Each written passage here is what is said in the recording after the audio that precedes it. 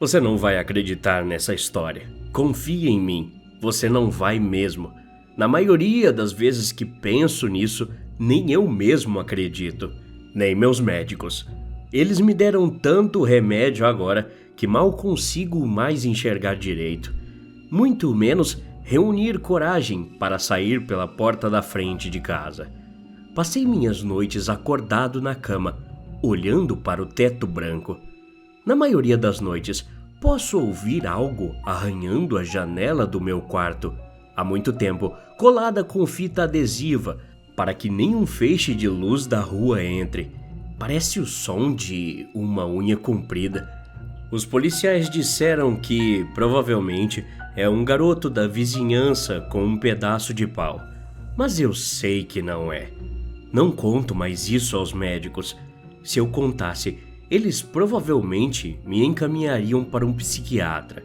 E talvez devessem. Antes que eu seja internado em algum manicômio, preciso contar a alguém, qualquer pessoa, sobre o que aconteceu. Tudo começou há 2 anos atrás. Meu irmão Eric e um amigo dele estavam caçando quando Eric morreu tragicamente. Não foi um acidente de caça. Li o relatório da polícia centenas de vezes e conversei com Will sobre isso. A história nunca muda. O sol ainda não havia nascido sobre as montanhas quando Will se deparou com uma figura estranha lá no meio da floresta, curvado sobre algo em um pequeno cume cerca de 50 metros à frente dele. Tinha uma cabeça estreita e braços longos e finos como um louva-a-Deus, exceto que os braços não eram rígidos. Pareciam mais como mangueiras, disse ele. Ele podia ver os braços se contorcendo e ondulando contra a luz do amanhecer. Ele ergueu o rifle e mirou, mas antes de puxar o gatilho, gritou alguma coisa. Will disse que a coisa se foi tão rápido que era como se tivesse simplesmente desaparecido em vez de se mover. Quando ele chegou ao cume, a coisa não estava mais à vista. Foi quando ele encontrou Eric. Causa da morte desconhecida. Isso é o que o relatório do legista disse. Sua autópsia foi normal, exceto por uma anormalidade óbvia. Seu olho direito estava faltando. E não apenas o olho em si. Havia um buraco cilíndrico do tamanho de uma bola de golfe que ia da órbita do olho direito até a parte de trás do crânio.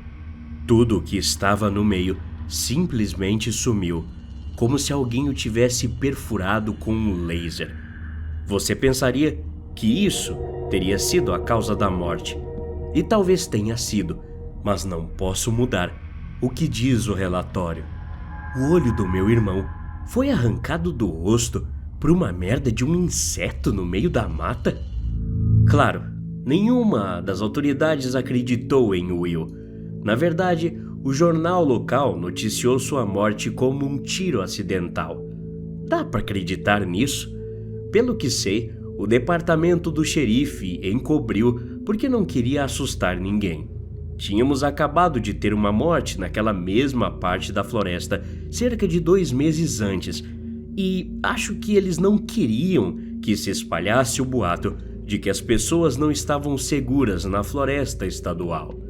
Sem mencionar que a história de Will o fazia parecer uma espécie de lunático. Para ser honesto, eu também não acreditei nele.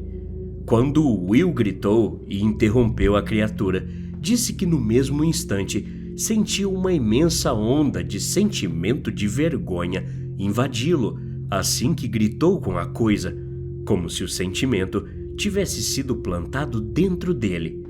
Eu o considerei louco, obviamente. Eu não tinha ideia do que aconteceu lá. Eric era um cara bom e era a favor da doação de órgãos. Então, depois que ele morreu, as partes de seu corpo ainda saudáveis foram retiradas e enviadas para todo o país para as pessoas que precisavam delas. Seu olho esquerdo não foi retirado.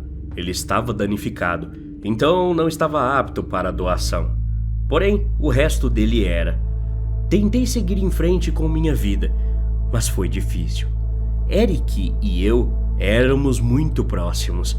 Tínhamos apenas 1 ano de diferença de idade e muitas vezes éramos confundidos como gêmeos. Comecei a ter ataques de pânico cerca de 8 meses depois que ele morreu.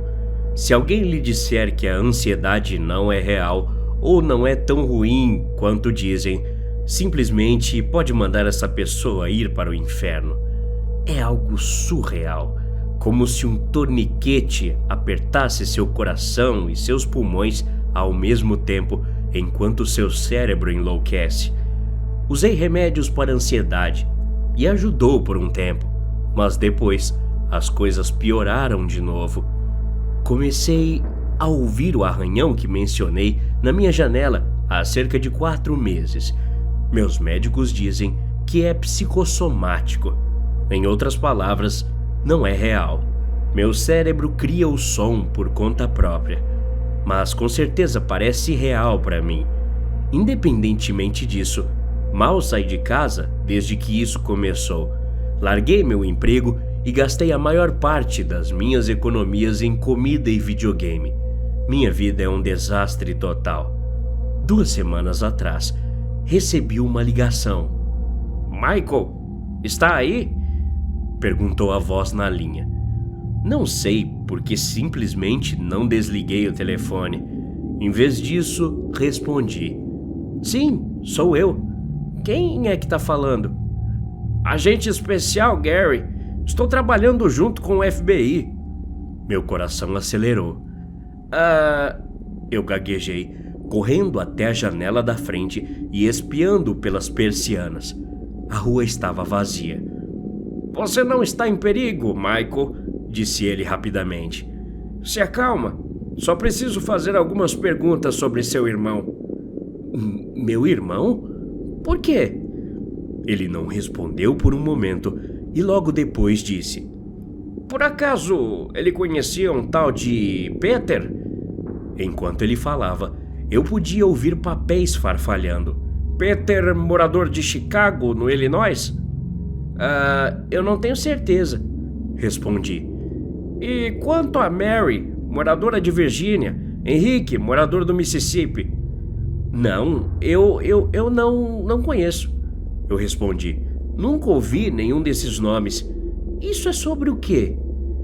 "Seu irmão perdeu alguma coisa além do olho? Algum outro órgão?" Ele perguntou. Cerrei os punhos e falei: Cara, não vou responder mais nenhuma pergunta até que você me diga do que se trata. Eu tenho os meus direitos." O agente parou de falar por uns segundos novamente. Estamos investigando uma morte, um assassinato," ele disse lentamente, como se fosse algo que ele não quisesse admitir. "Uma mulher. Ela foi encontrada morta com o coração completamente ausente de seu corpo. Sabemos que algo semelhante aconteceu com seu irmão. Estamos apenas tentando descobrir o porquê." Sentei-me em silêncio, atordoado. Alguém estava brincando comigo? "Isso não é brincadeira, Michael. É algo realmente sério." A voz do agente tremeu, apenas ligeiramente, mas eu sabia que isso significava que ele estava dizendo a verdade. "Sinto muito por seu irmão. Eu realmente me solidarizo. Ninguém merece morrer assim. Estamos apenas tentando encontrar a verdade." Certo, tudo bem. Posso falar com seu superior?" perguntei. Ele não respondeu. 1 minuto depois, o tom de descagem tocou em meu ouvido. Ele tinha desligado.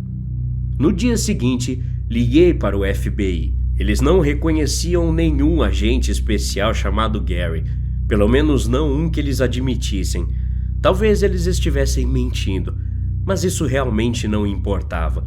Essa ligação foi tudo em que consegui pensar nos próximos dias. Eventualmente, eu provavelmente teria seguido em frente se não fosse por uma feliz coincidência. Eu estava deitado na cama, ouvindo televisão e olhando para o teto, quando começou um comercial. Era um anúncio de serviço público que listava os benefícios de ser um doador de órgãos. Entre um desses benefícios era saber os nomes das pessoas que receberam. Nesse momento, arranquei as cobertas e corri para o meu armário, abrindo as portas enquanto jogava roupas e sapatos sujos para fora do caminho para chegar à caixa no canto de trás. Dentro estavam os registros médicos do meu irmão. Eu havia sido listado como seu contato de emergência e obtido seus registros médicos para fim de seu acordo de seguro de vida. Não era muito, mas consegui pagar com ele o que restava das prestações do meu carro. Peguei uma lanterna no chão e folheei as páginas até encontrar o que procurava.